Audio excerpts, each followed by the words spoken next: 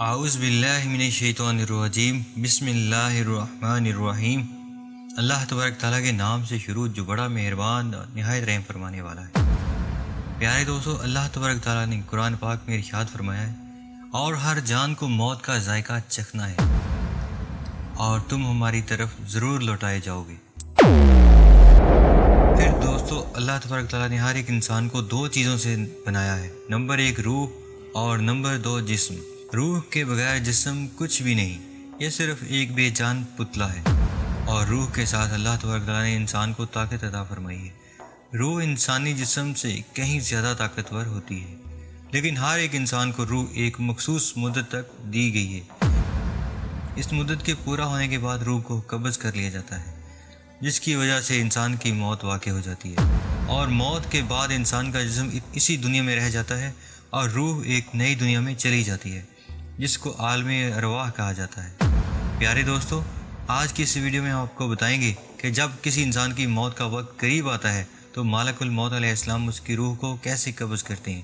اور مرنے سے پہلے موت کے وقت انسان عالم سکرات میں کیا کچھ دیکھتا ہے، اور روح انسان کے ہر حصے سے کیسے نکلتی ہے، اور ملک الموت علیہ السلام بچوں کی روح کو کیسے قبض کرتے ہیں، اور مرنے کے بعد بچوں کی روحیں کہاں چلی جاتی ہیں اور ان کے ساتھ کیا سلوک کیا جاتا ہے، اور ملک الموت علیہ السلام ہر گھر میں روزانہ کتنی مرتبہ چکر لگاتے ہیں۔ پیارے دوستو، ان تمام تر سوالات کے جوابات قرآن و حدیث کی روشنی میں آج کی اس ویڈیو میں آپ کو بتائیں گے۔ جب کسی بھی انسان کا اس دنیا کو چھوڑنے کا وقت قریب آ جاتا ہے تو وہ انسان مرنے سے کچھ دن پہلے عجیب و غریب سی کیفیت محسوس کرنے لگتا ہے، اور اس کا دل اداس سا رہنے لگتا ہے۔ اس کو ایسا محسوس ہوتا ہے کہ جیسے اس کا سب کچھ ختم ہو گیا، اور اس انسان کا کسی سے بات کرنے کو دل نہیں کرتا۔ یہ سب کچھ اس لیے ہوتا ہے کیونکہ وہ انسان مرنے والا ہوتا ہے، اور یہ سب موت کے اثرات ہوتے ہیں جو وہ محسوس کر رہا ہوتا ہے۔ جبکہ حدیث پاک میں آتا ہے کہ حضرت زید بن اسلم رضی اللہ تعالیٰ عنہ بیان فرماتے ہیں کہ ملک الموت علیہ السلام روزانہ ہر گھر میں 5 مرتبہ چکر لگاتے ہیں، اور ہر ایک انسان کے چہرے کی طرف غور سے دیکھتے ہیں، اور ایک دوسری روایت میں آتا ہے کہ ملک الموت علیہ السلام ہر گھر میں روزانہ 7 مرتبہ چکر لگاتے ہیں، اور ہر ایک انسان کے چہرے کی طرف دیکھتے ہیں۔ اگر ان میں سے کوئی شخص ایسا ہو جس کی موت کا وقت قریب آ چکا ہو تو ملک الموت علیہ السلام اس کی روح کو قبض کر لیتے ہیں۔ پیارے دوستو، موت سے کچھ دیر پہلے ہر ایک انسان ایک عجیب و غریب سی کیفیت میں چلا جاتا ہے، جسے عالم سکرات کہا جاتا ہے۔ اس عالم کے اندر انسان عجیب و غریب سی دنیا کو دیکھتا ہے۔ اس وقت مرنے والے انسان کی آنکھوں سے تمام پردوں کو ہٹا دیا جاتا ہے۔ یہ وہ وقت ہوتا ہے کہ جب انسان اپنی زندگی میں کیے گئے تمام تر اعمال کو اپنی آنکھوں سے دیکھ رہا ہوتا ہے۔ اگر کوئی گناہ گار شخص ہو تو وہ دیکھ رہا ہوتا ہے کہ اس نے اپنی زندگی میں کون کون سے گناہ کیے، کیسے وہ اللہ تبارک تعالیٰ سے چھپ چھپ کر زنا کرتا رہا، کیسے وہ چوری کرتا رہا، کیسے وہ شراب نوشی کرتا رہا، اور کس طرح وہ اللہ تبارک تعالیٰ کی نافرمانی کرتا رہا۔ اس وقت ہر انسان کو پیدا ہونے سے لے کر مرنے تک اس کی تمام تر زندگی دکھا دی جاتی ہے کہ اس نے اپنی زندگی کیسے گزاری، اور اسی وقت ہر ایک انسان کو یہ اندازہ ہو جاتا ہے کہ اس کا انجام کیا ہونے والا ہے۔ اور یہ وہ وقت ہوتا ہے کہ جب شیطان بھی مرنے والے شخص کے سامنے آ کر کھڑا ہو جاتا ہے اور اس کو گمراہ کرنے کی کوشش کرتا ہے۔ اگر اس مرنے والے شخص کے ماں باپ فوت ہو چکے ہوں تو وہ شیطان اس کے ماں باپ کی شکل میں آ کر کہتا ہے کہ اے میرے بیٹے، ہم تمہارے ماں باپ ہیں، ہم تمہارا برا نہیں چاہتے، ہم تجھے تلقین کرتے ہیں کہ تو اسلام کو چھوڑ دے اور عیسائی یا کافر ہو کر مرے،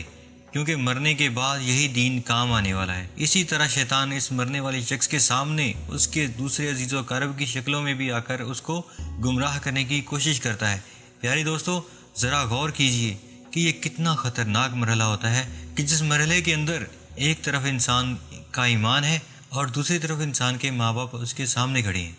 ایسے مرحلے کے اندر ایمان بچانا کس قدر مشکل ہو جاتا ہے، لیکن وہ لوگ جنہوں نے ساری زندگی اللہ تبارک تعالیٰ کی فرما برداری میں گزاری اور اللہ تبارک تعالیٰ کو راضی کرتے ہوئے اس دنیا سے چلے گئے، تو اللہ تبارک تعالیٰ اس موڑ پر انسان کو اکیلا نہیں چھوڑتا اور اپنے بندے کی مدد کرتا ہے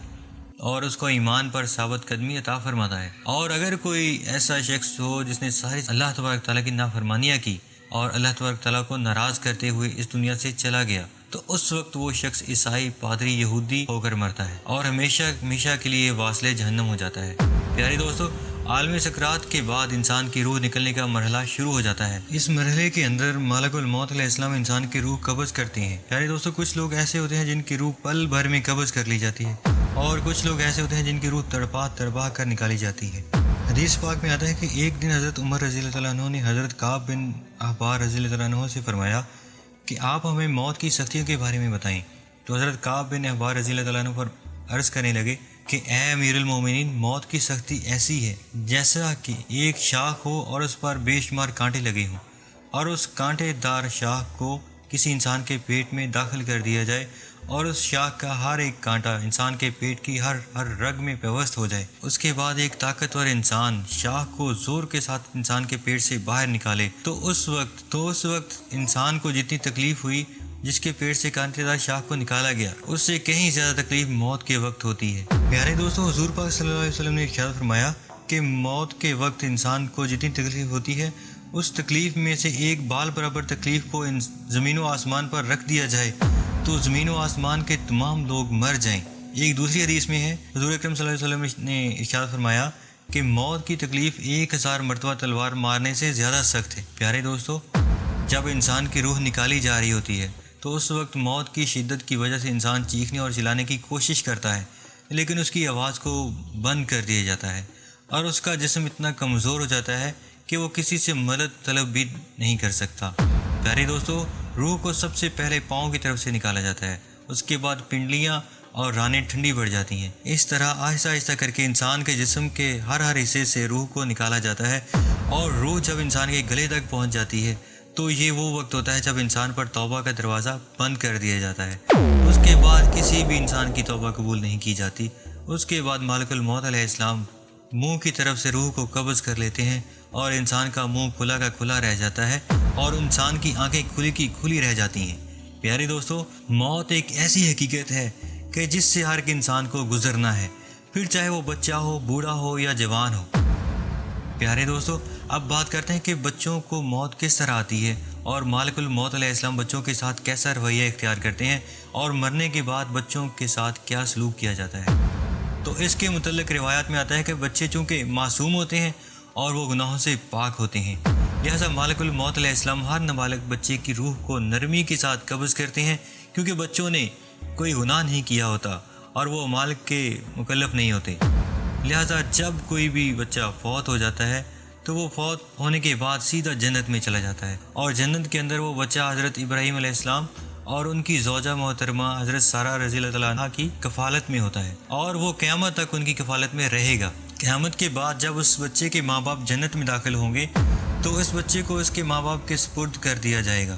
اگر کسی ماں باپ کا چھوٹا بچہ فوت ہو جاتا ہے تو وہ بچہ والدین کے لیے بروز قیامت بخشش کا ذریعہ بنے گا، جیسا کہ حضور پاک صلی اللہ علیہ وآلہ وسلم نے ارشاد فرمایا کہ بروز قیامت معصوم بچے اللہ تبارک تعالیٰ کے ہاں اپنے ماں باپ کو بخشوانے کی سفارش کریں گی، تو اللہ تبارک تعالیٰ ان کی سفارش کو قبول کر لے گا اور ان کے ماں باپ کو جنت میں داخلہ عطا فرما دے گا۔ اللہ تبارک تعالیٰ سے دعا ہے کہ اللہ تبارک تعالیٰ ہمیں نیک اعمال کرنے کی توفیق عطا فرمائے اور ہمیں موت کی سختیوں سے بچائے، اور موت کے وقت اپنے پیارے حبیب حضرت محمد مصطفیٰ صلی اللہ علیہ وآلہ وسلم کا دیدار نصیب فرمائے۔ آمین۔